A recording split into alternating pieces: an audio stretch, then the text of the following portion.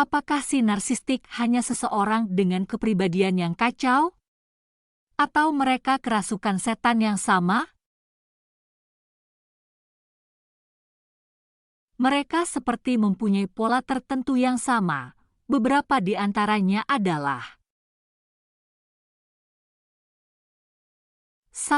Mereka kurang memiliki hati nurani dan penyesalan. Karena kurangnya empati si narsistik, kemungkinan besar mereka juga kurang memiliki hati nurani atau penyesalan, dan itu juga salah satu alasan mereka melakukan hal-hal jahat.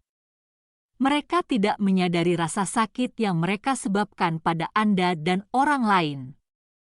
Mereka tidak merasa menyesal, bersalah, atau malu ketika tindakan mereka menyakiti orang lain. Jika mereka peduli dengan orang lain, itu hanya sarana bagi mereka untuk mengeksploitasi hal yang paling menguntungkan mereka. Rasa berhak mereka terlalu tinggi untuk membuat mereka merasa bersalah atau malu.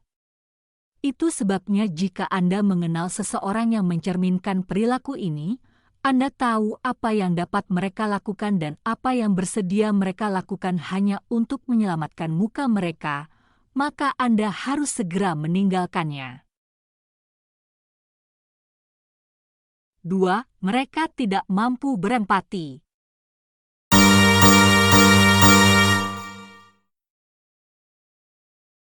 Empati memungkinkan kita untuk merasakan kasih sayang satu sama lain dan akan membantu kita memperlakukan satu sama lain dengan kebaikan dan rasa hormat. Ini juga merupakan komponen kunci dari harga diri yang sehat. Tanpanya, kita tidak dapat menghargai diri kita sendiri atau orang lain sebagai manusia yang berharga. Dan ini tidak dimiliki oleh kebanyakan si narsistik. Definisi narsisme adalah ketidakmampuan untuk berempati dengan orang lain. Si narsistik tidak bisa melihat sesuatu dari sudut pandang orang lain. Mereka kurang kesadaran empati emosional. Mereka tidak bisa menempatkan diri pada posisi orang lain. Mereka seringkali tidak mampu merasakan kasih sayang atau simpati kepada orang lain, yang membuat mereka egois dan mementingkan diri sendiri.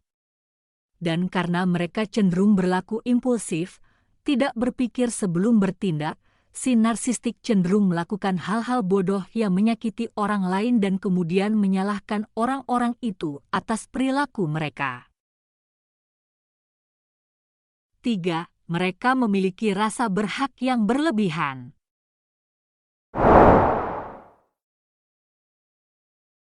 Si narsistik memiliki rasa hak yang tinggi, itulah sebabnya mereka merasa berhak untuk melecehkan korbannya. Mereka pikir tidak apa-apa melakukan apapun yang membuat mereka bahagia, meskipun itu menyakiti orang lain. Mereka tidak peduli pada siapapun kecuali diri mereka sendiri dan kebutuhan mereka. Mereka memanfaatkan orang lain sebagai alat untuk memenuhi keinginan mereka. Mereka sering melakukan ini dengan mengabaikan perasaan orang lain. Mereka melihat orang lain sebagai objek untuk digunakan dan dibuang setelah tidak berguna, dan tidak peduli apa yang terjadi pada orang-orang di sekitar mereka. Mereka cenderung melakukan banyak hal jahat demi kepentingan mereka. Cara terbaik untuk menghindari kekejaman mereka adalah menjauh, menjaga jarak dari mereka. 4. Mereka punya waham kebesaran.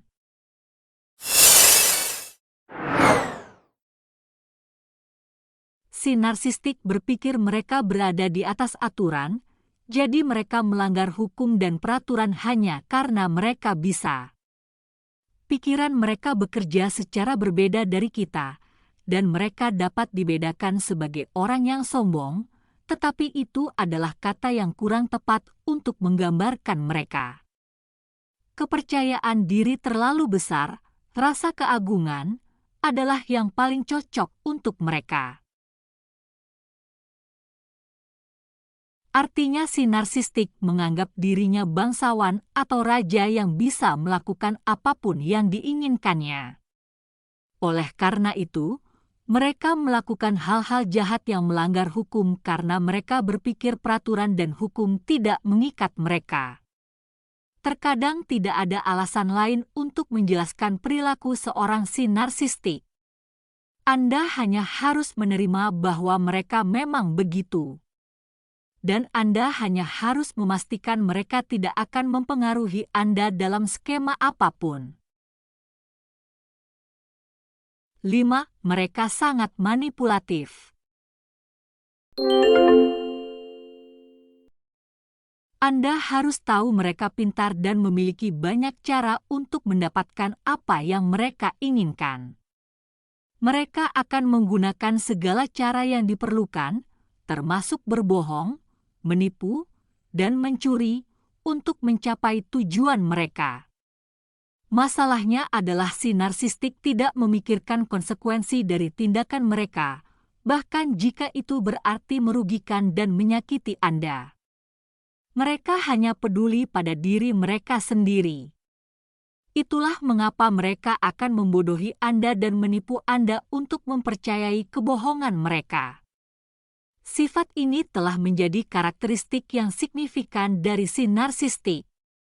Menjadi manipulatif merupakan sifat si narsistik yang menjadi salah satu alasan mengapa mereka melakukan hal-hal jahat.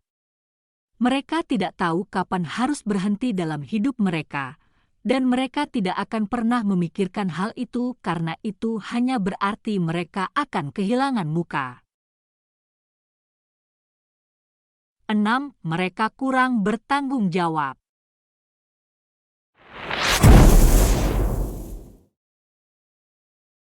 Yang ditakuti oleh kebanyakan narsistik adalah bertanggung jawab atas kesalahan mereka.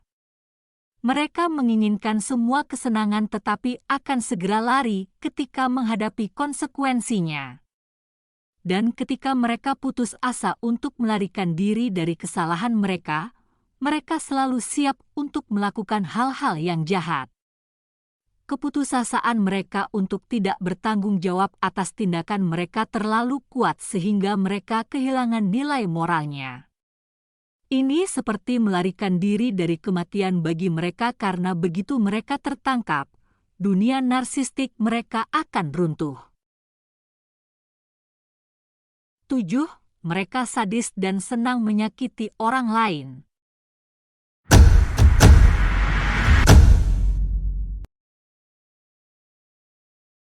Beberapa narsistik relatif bisa dan dapat beradaptasi dengan cara kerja masyarakat, meskipun mereka akan suka menyakiti orang terdekat mereka di belakang pintu tertutup.